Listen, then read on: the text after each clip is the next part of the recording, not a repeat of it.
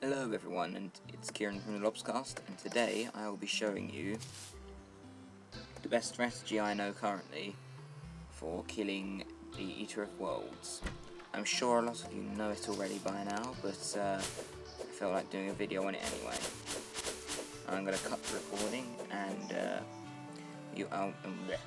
we'll be back when I'm at the correct place with the correct items. And we are back. Summon the Eater of Worlds. This item I'm hovering over right now, called worm food, is required. Now to craft that, I should deal with these people. Right. Oh, one sec. Be right back. And we are back. I had to go deal with something downstairs, but I accidentally, in the process, accidentally, upon returning, summoned the Eater of Worlds, because I was like, click to unpause game. Oops, I had worm food selected. Now, to craft worm food, you need 15 vile powder and 13 rotten chunks. Or the other way around, I actually forget right now. It's one of the, I think it's 15 vile powder and 30 rotten chunks. Pretty sure. If not, it's the other way around. Right, so my strategy would be for this. Is as soon you have to be in corruption to summon it, and my suggestion would be to teleport back home if you feel that it has a flatter land or it's a more comfortable area to fight in. Then once you return, you can fight. The Eater of Worlds will soon follow. And the best way I know right now is to just spam up the Vile Form. Just spam it up. Vile Form right here. That's the item. Just spam it up. I mean, you're gonna need a good mana regeneration to keep it up, or a lot of potions. If you don't have Vile Form, oh, this is probably not such a good place to be fighting. Flatland, I'm sure I have some over here. Yeah, there we go, a bit of flatland-ish. Right, as you defeat chunks of these worlds, it will split up into, like, say you say you destroy its middle, it will split up into two pieces, and the second piece will gain a head and also do equal damage to the original piece. Each chunk you destroy and get a bit of FPS back here, don't worry. There we go, it's all gone. Oh, my mana's regenerated. Right, each piece you destroy gives you money, demonite ore, and I'm not sure if it's 100% of the time, but you get shadow scales as well. I think it's 100%. Now, shadow scale and demonite bars can be used to craft shadow scale armor, which is, I'd say it's a mid-game type of armor. Provides a total of about, I think it's like 18 defense. I'm sorry that I haven't got my facts straight. I'm doing a live recording without any preparation, so facts are a bit off. Yeah, if you don't have Vile Form, then use any type of flail like Ball of Hurt, Sun Fury, Blue Moon, anything like that. That works effectively too, because even though it's slow, it can hit the each piece multiple times, making it a very effective thing. Give me another orb of light. And I'd recommend, you see, I'm being a bit careless here since I have the best armor in the game, which is molten armor. Provides like 30 something defense in total when wearing it all. And yeah, but my advice to you would be to find a nice flat bit of land, spam up the Vile Form or Flail, and always keep a watch on your health. Now, I'd recommend 10 healing potions, like proper healing potions, 200 health regeneration potions, 10 to 20 if you don't have Molten Armor. If you have Molten, as you see, I'm being careless and I'm going to use like 3. But without Molten Armor, if you have like something like Gold, Silver, or even Shadow Scale, you're probably going to want at least 10 to be safe.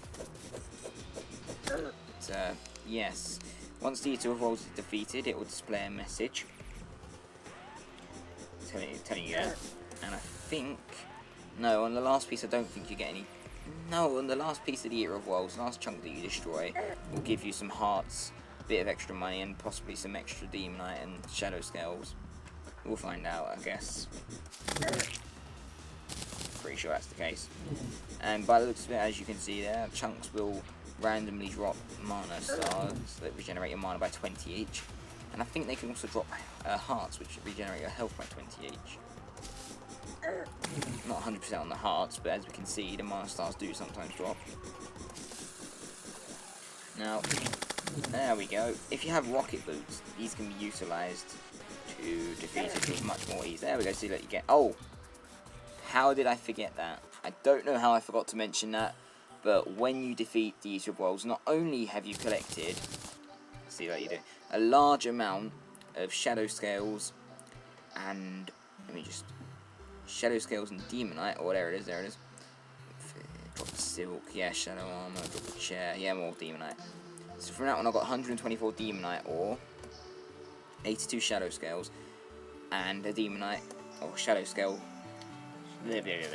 shadow scale mail, which is the chest plate of the shadow scale armor. And yeah, so when you defeat these worlds, you get a random piece of the armor. I was just lucky to get the chest plate. Don't want to go in there. And I don't know if I mentioned it. I don't think I did. What? How did the star land inside my home? I'm very confused. Anyway, I'm kind of getting a bit distracted. Yeah, I made sure I banked all of my money so you could get a rough idea for how much you earn from killing it. So I got about 1.5 gold there, which it's all right. Oh, a bit more over here. So yeah, pretty much 1.5 there. But yeah. So, just an overview of the tips, or tips and walkthrough-ish. You have to summon it in the corruption. It takes 15 vile powder and 30 rotten chunks, or the other way around, not entirely sure, but it isn't exactly hard to get 30 of vile powder. But as for the rotten chunks, it's a little harder. Anyway, yeah, so, make the worm bait at Demon Altar, which can be found inside the corruption quite commonly, in chasms, and rarely outside of the corruption, although once I did find like 3 or 4 demon altars right next to each other out of the corruption. I thought I was quite lucky. And yes, always, if possible, teleport back home with the magic mirror. It makes things a lot easier. Because I mean, fighting in the corruption with all the adds, like Eaters of Souls and such, isn't as easy as it would be on a nice flat bit with just a few slimes or zombies. Other tips: use the Vile Form and mana regeneration armor, or Vile Form and mana potions, or if you're like me, just be really careless and just mess around a bit, hope for the best, or use a flail. That works really well too, especially the Sun Fury, which is a rare drop from bone serpents, which are these bone worms, which are found in the underworld.